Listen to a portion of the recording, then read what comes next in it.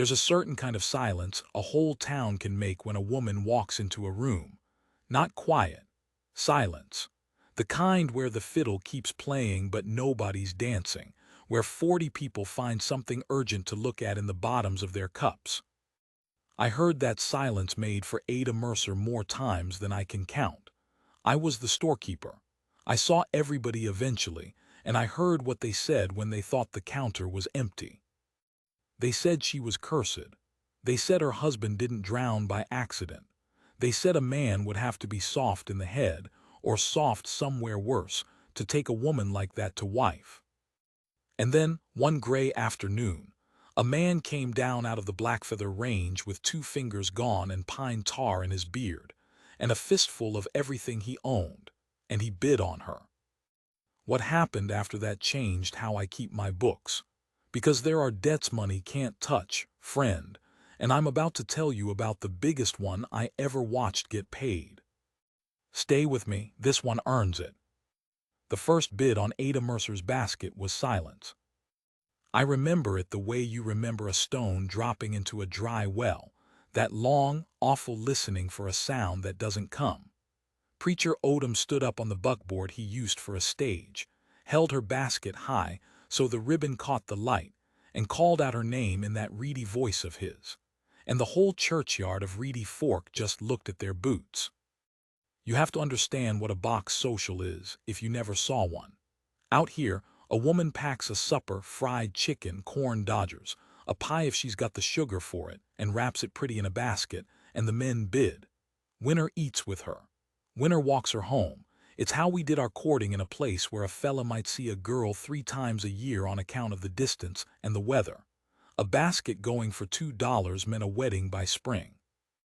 A basket going for a dime meant a boy was fond and poor. A basket going for nothing meant something else. Meant the whole valley had decided a woman wasn't worth a cold supper and an hour of daylight. Odom cleared his throat. Now come on, gentlemen, fine basket, fine cook, do I hear a nickel? Nothing. I watched Tobias Crane look at his wife and his wife look at nothing. I watched the Halloran boys grin at each other, the way young men grin when cruelty is free and they're too dumb to know it costs anything. I watched Ada. She stood at the edge of the yard with her chin up and her scarred hand folded over her good one, and she did not blink, and she did not run, and God help me, she did not cry.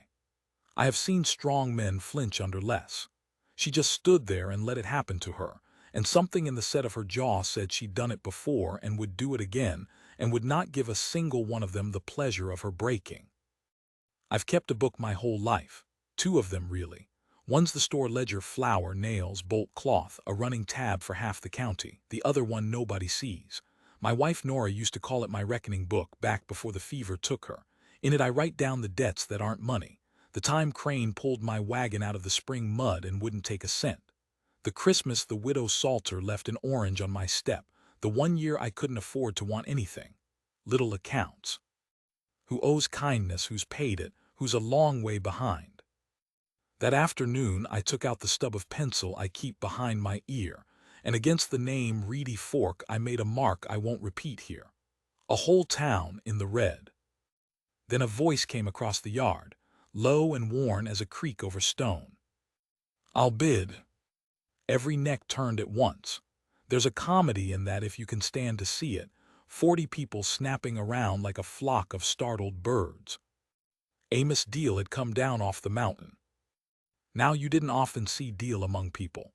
Twice a year, maybe spring when the passes opened, to sell his furs and lay in coffee and lead and salt, and fall before the snow shut him back up in the high country. The rest of the year he was a rumor. Kids scared each other with him. The gray man lives with the wolves. Ate a fellow one bad winter. Foolishness.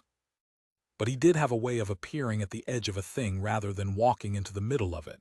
And he was built like the country he came from, big through the shoulders, weathered to the color of split cedar, a beard gone iron gray with the black still in it. 2 fingers gone off his right hand, taken by the cold years back. He smelled of wood smoke and animal fat and something clean and cold underneath, like the inside of a cave. He was the last man on earth anybody expected to bid on a supper basket. He'd buried a wife up there in the range. Everybody knew that much and no more. He wasn't a marrying prospect. He was barely a man to them in the parlor sense. He was weather that occasionally bought coffee. Odom recovered first. Mr. Deal, we hear a bid. Do we hear a number, sir?" Amos Deal walked forward through the parted crowd. He didn't hurry. He never hurried. I don't think the man knew how. He reached the buckboard and set down on the boards, one after another, everything he'd come to town with. A leather poke of coin. A bundle of prime beaver, the good winter pelts, worth more than the coin by far. A knife with an elkhorn handle. And last, careful as setting down an egg, a little tobacco tin that clinked. "That's the whole of it," he said, "for the basket." You could have heard a moth land. It was more than anyone had ever bid at a box social in the history of Reedy Fork. It was a season's wages. It was, plainly, everything the man owned that would fit in his two ruined hands. And Ada Mercer, who had stood through her own humiliation without a tremor, went white as bone. I understood it before she said a word, and I'll wager you do too. There is only one thing a proud woman can't survive, and it isn't cruelty. Cruelty she can stand against. Cruelty gives her something to push. It's pity that undoes her. Pity says, "You are so far beneath the rest that a man had to ruin himself to spare you." Every eye in that yard had just turned from contempt to a worse thing, that soft, wet, curious look people get when they watch a rescue. Poor Ada Mercer. Somebody finally took the poor thing in. She crossed the yard so fast her skirts snapped. "Take it back," she said to him, not loud. Under it, though, was a sound I'd only ever heard in animals caught in a fence. Amos Deal looked at her. He had pale eyes, gray-green, and they were the only quick thing about him. "It's a fair price," he said. "It's charity," she spat the word. "And I'd rather starve than be your good deed for the winter, mister. Take your furs and your fingers and go on back up your mountain." The Halloran boys laughed. Somebody's wife gasped, delighted, storing it up to retell. And I watched Amos Deal take the worst public insult a man could take, his name, his hand, thrown at his feet in front of the whole valley, and I watched him not move at all. He said, quiet only to her, but I was close and I heard it, "I didn't bid to save you, ma'am. I bid because I was hungry, and I heard you make the best corn dodgers in the county, and no one else had the sense to want their supper." Then he picked up his furs and his coin and his little clinking tin, and he tipped his hat to her, not to the crowd, never once to the crowd, and he walked out of Reedy Fork the way he'd come, and the basket sat unbought and unbid on the preacher's buckboard until it drew flies. Ada stood there another moment. Then she turned and walked the 4 miles home up Cutthroat Creek, alone in the cooling blue of the evening, and no one offered her the seat of a wagon, and she wouldn't have taken it. I put both of them in my book that night. Him for the debt the town now owed him and would never pay. Her for a different reason I couldn't name yet. Let me tell you about Ada Mercer, because the town's version isn't the true one, and I traded in both. She'd come to the valley 11 years back, a bride of 19, on the arm of a man named Harlan Mercer. Harlan was handsome the way a rotten apple is red, all on the outside, and a long time before you knew. He talked big. He drank bigger. He'd bought the hard patch-up Cutthroat Creek that no one else would work, sworn he'd make it pay, and then spent the next 9 years making it fail slower than it wanted to, while Ada made it fail slower still. She was the one out before dawn. She was the one who set the fences and pulled the calves and traded eggs at my counter with dirt worked so deep into her knuckles it wouldn't wash. Harlan was the one at the saloon telling everyone how hard he worked. And the town, which liked a charming drunk better than a plain hard woman, believed him, because towns generally do. Then came the fire. It was a winter night, 6 years before the box social. Their barn caught a lantern. A careless hand, and I'll give you one guess whose careless hand, though the town never asked. Ada was inside it when it went up. She got the milk cow out, and the mule's colt, one by one, threw smoke thick enough to chew, while Harlan stood in the yard in his union suit too drunk to lift a bucket. On the last trip, a beam came down and the fire took her left hand and half her forearm before she beat it out in the snow. She kept the animals. She kept the arm, mostly.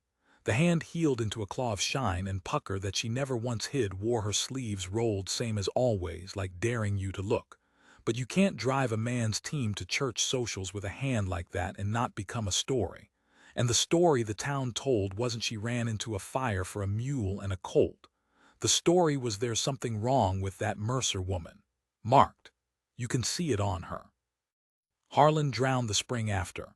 Fell in Cutthroat Creek coming home from the saloon at high water, blind drunk, and the creek did what creeks do. Any fool could see it. But it's more interesting to whisper, and so they whispered. Bad luck follows her. 2 men wouldn't take that patch and both are ruined. Careful she doesn't set her cap at yours.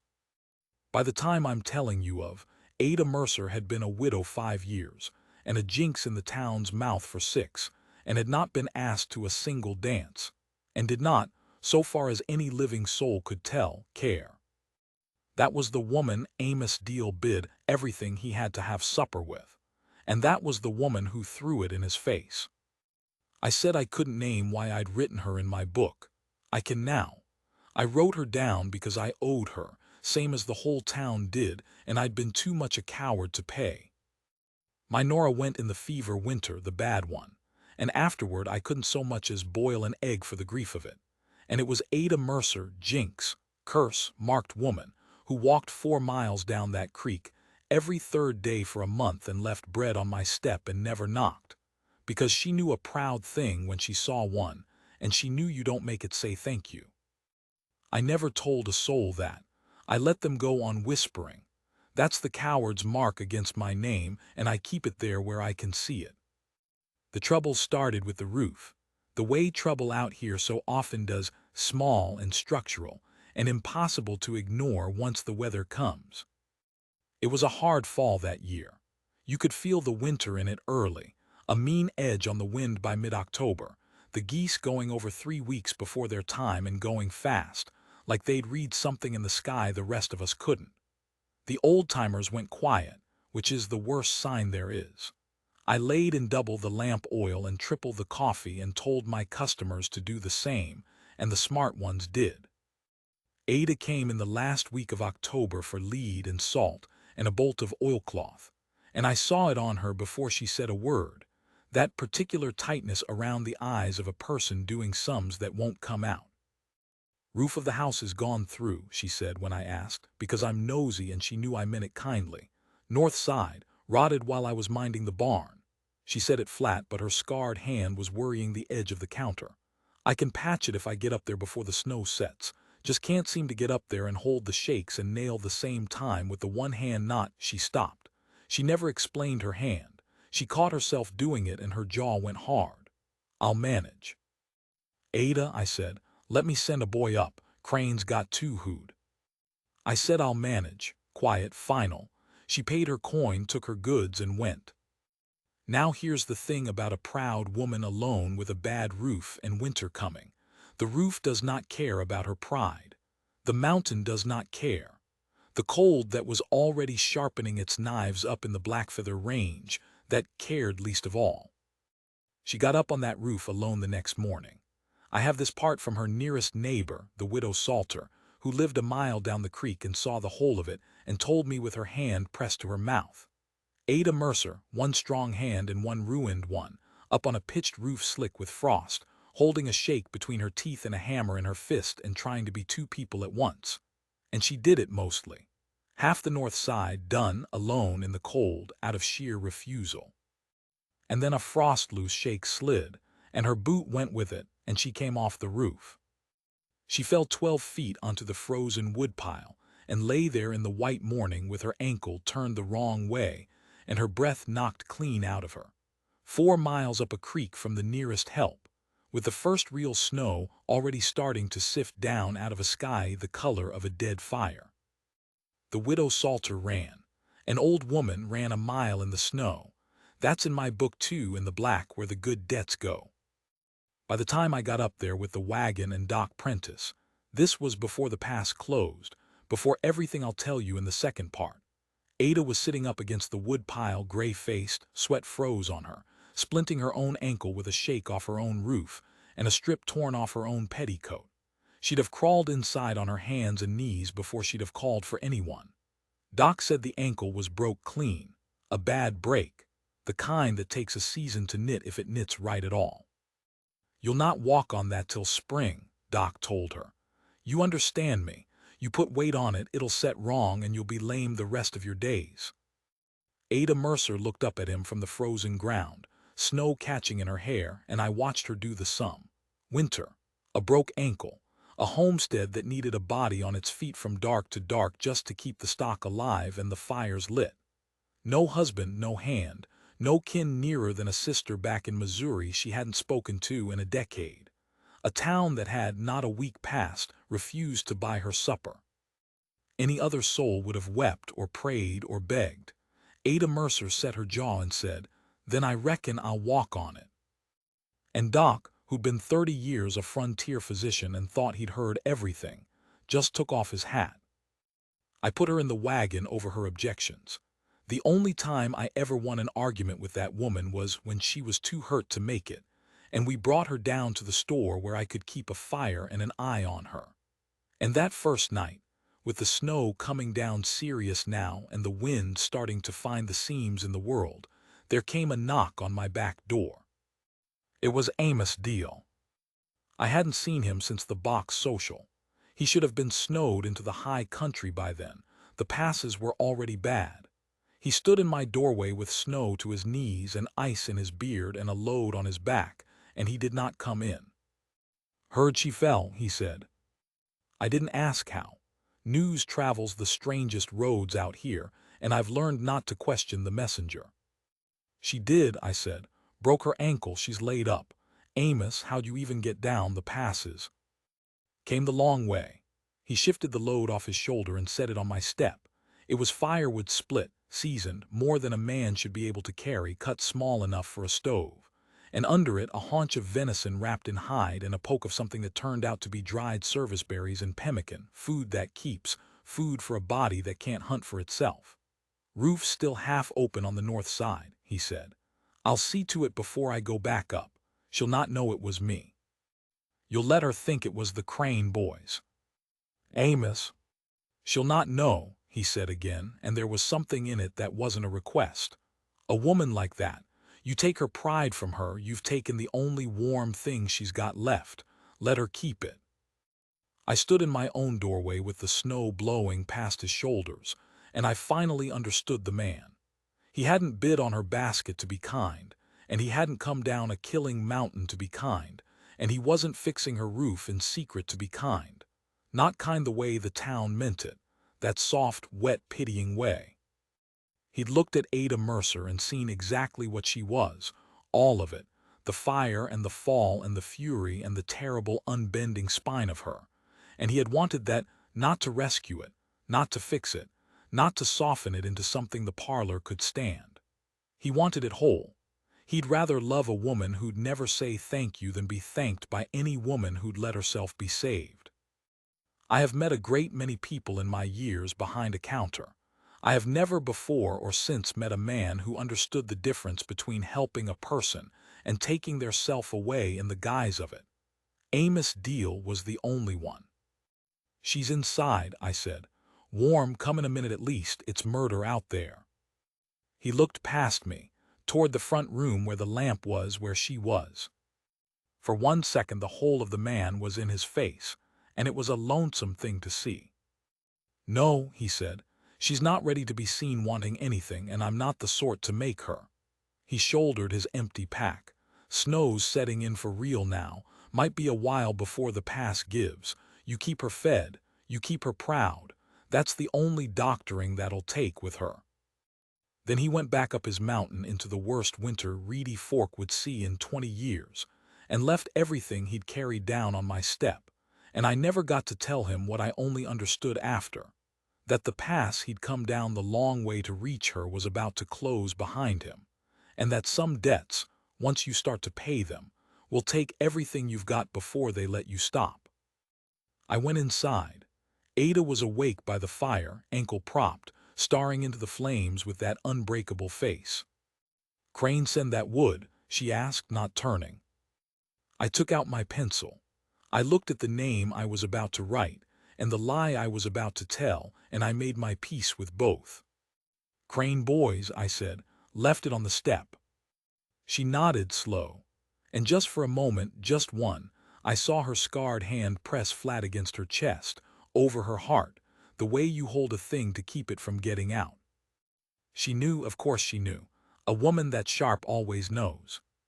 She was just letting herself keep the warm thing a little longer. The snow that started the night Ada fell did not stop for 9 days. I have lived my whole life in high country and I have never seen its like. It came down not in flakes but in sheets, wind-driven, sideways, until the world outside my window was one white roar and you couldn't see the pump 20 feet off the porch. Cattle froze standing up. The pass to Halloran's Crossing, where Doc Prentice lived, where the telegraph was, where the only other doctor for 60 miles kept his practice, filled to the tops of the drift fences and closed like a door. We were shut in. Reedy Fork, 40 souls and a broke-ankled woman on my cot, sealed up alone with the winter. Ada mended slow and mean. She was the worst patient God ever made up on that ankle inside a week against every instruction, hobbling, hissing, doing my accounts because she couldn't stand to be done for. By the second week she'd bullied me into rigging her a crutch from a hoe handle and was seeing to my stock herself so I could tend the store. You have never seen a fury like a proud woman denied the right to work. I stopped arguing. It was that or lose the argument and my dignity both. It was in the third week of the snow, when we were all half mad from the close air and the endless white, that the sickness came to Reedy Fork. It started at the Pruitts, Ottilie Pruitt, and I have to tell you about Ottilie because you can't weigh what Ada did without her. Ottilie Pruitt was the preacher's widowed sister and the ranking matron of the valley, a stout, handsome, iron-corseted woman who ran the church socials and the sewing circle, and the entire moral commerce of Reedy Fork from a front pew she considered a throne. And Ottilie Pruitt was the wellspring. She was the mouth the jinx stalk had come from, 6 years running. She'd been the one, that day at the box social, to lean to the woman beside her and say, loud enough to carry, "Well, someone had to take her off our hands, I suppose." If Ada Mercer had one true enemy in this world, it was Ottilie Pruitt, and everyone knew it, and Ada knew it best of all. Ottilie's granddaughter was staying the winter with her. A little girl named Pearl, 5 years old, sent up from Halloran's before the pass closed to keep her grandmother company.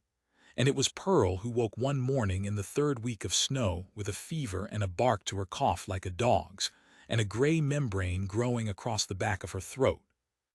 Doc Prentice looked at her once, and his face told the whole town before his mouth did. Diphtheria, the strangling sickness, the one that grows a skin across a child's windpipe and closes it slow over days while the parents watch. He'd seen it clean out whole schoolhouses. And he said, I was there. I heard him say it, no way to reach his medicines. His antitoxin, such as it was in those days, was at Halloran's, past a pass that wouldn't open till the thaw.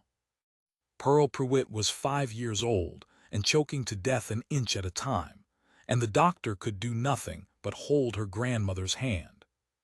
That was the night Ada Mercer came off my cot in the dark and started pulling on her coat. "You're not," I said. "Ada, your ankle, it's death out there and it's the Pruitts." "I know whose it is." She was winding a scarf, her scarred hand clumsy at it, her jaw set in the lamplight. "Get me the wagon, Silas. If you won't, I'll walk on the ankle, and you know I will."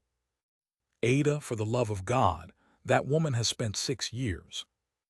"That woman," said Ada Mercer, "is not 5 years old."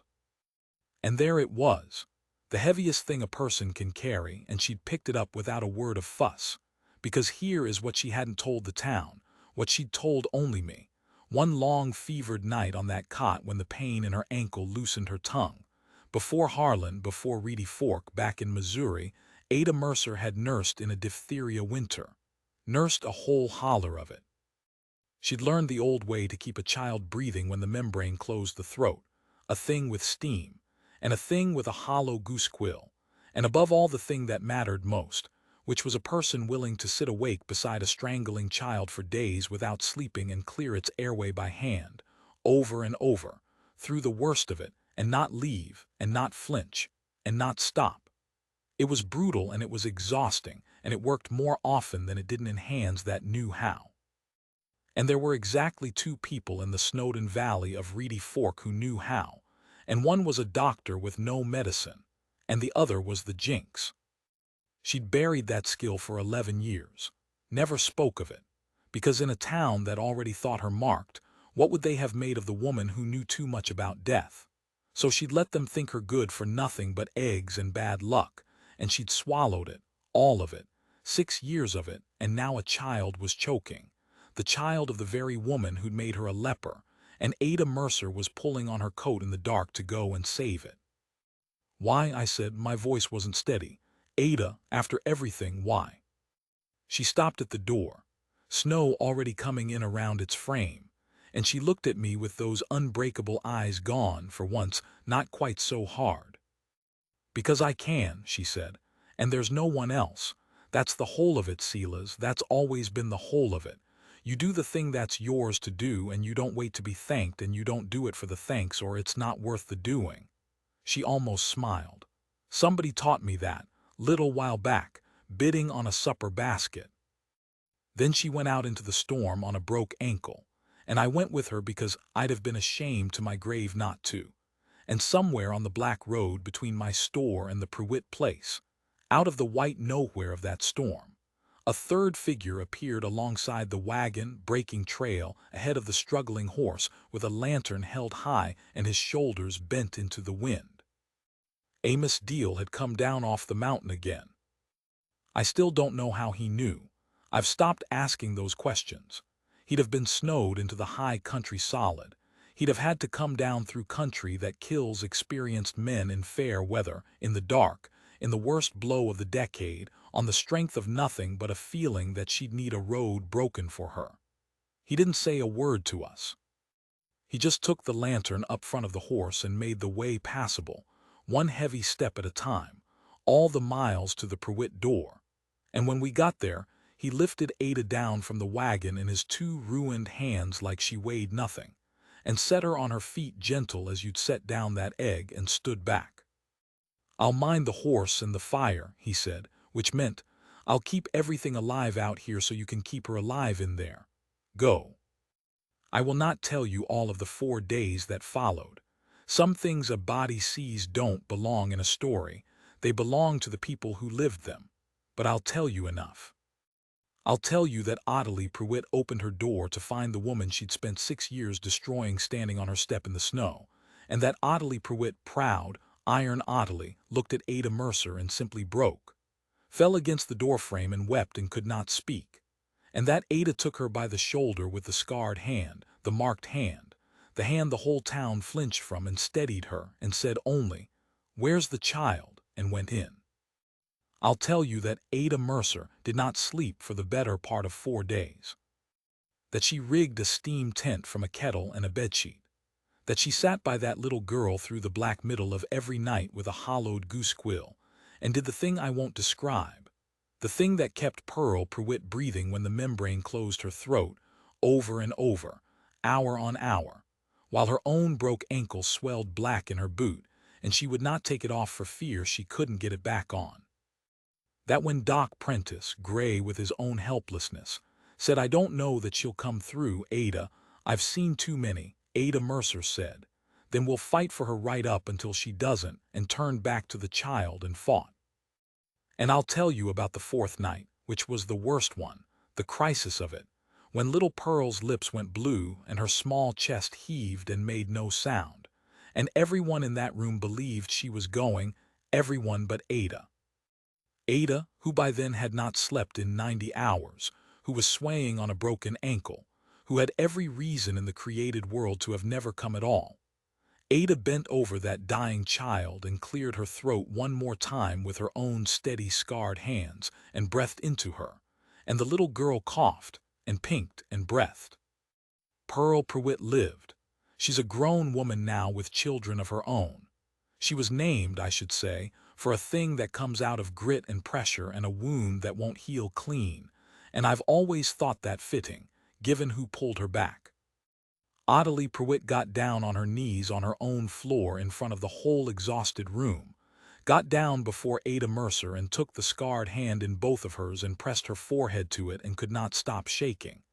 "I said such things," she wept. "I said such wicked things about you, and you came. You came." And Ada Mercer, who could have had the whole town's apology in that moment, who could have taken 6 years of vengeance in one clean stroke and called it justice. Ada just looked down at the woman weeping on her hand, tired past the far edge of tired, and said the only thing worth saying. "Get up, Ottilie," she said, gentle.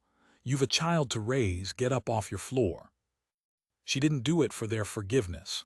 That's the whole of what I've been trying to tell you. She never once did any of it for them. That's why it broke them so completely, because you cannot buy back a person who was never selling. The pass opened in April, the way it always does, all at once, the whole valley running with snowmelt and the air suddenly smelling of mud and green things and possibility. Ada's ankle knit.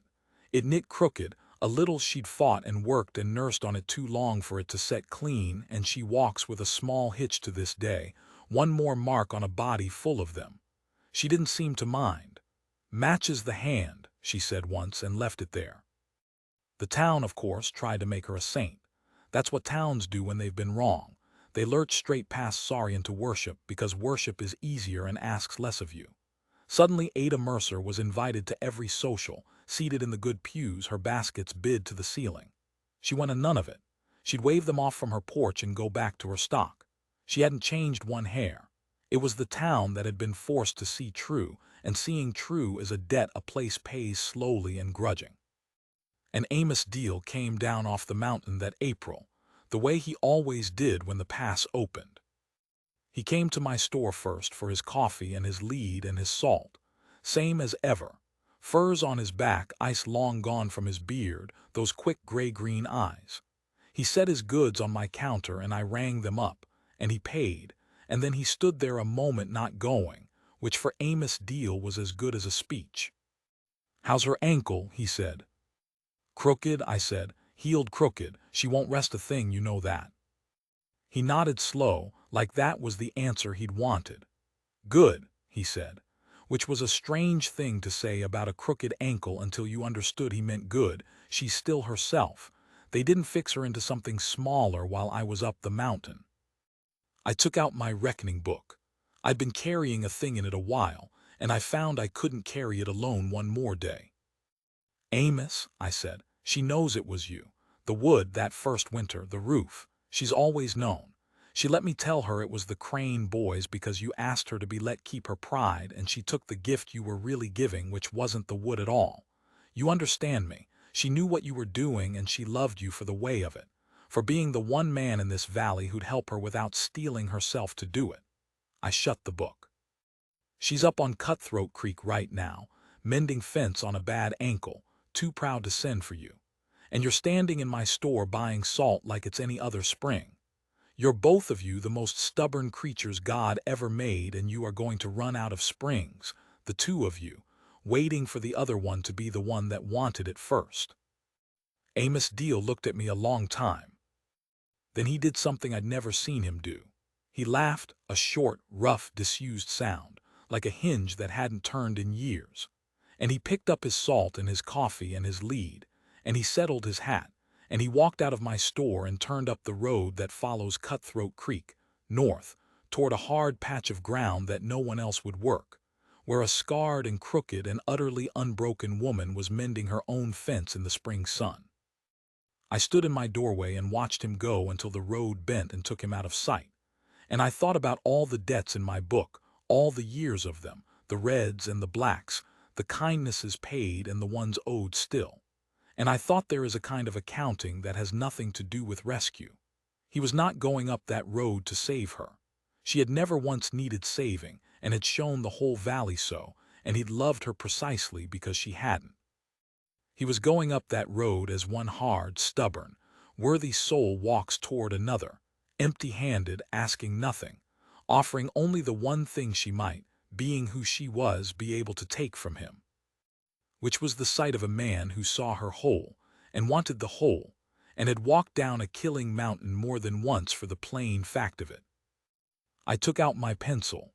Against the two of them together, I started to write the last entry. I got about half of it down. Then I put the pencil away and left the line unfinished and shut the book. Some accounts you don't get to close. Some you just let stand open and warm, and theirs.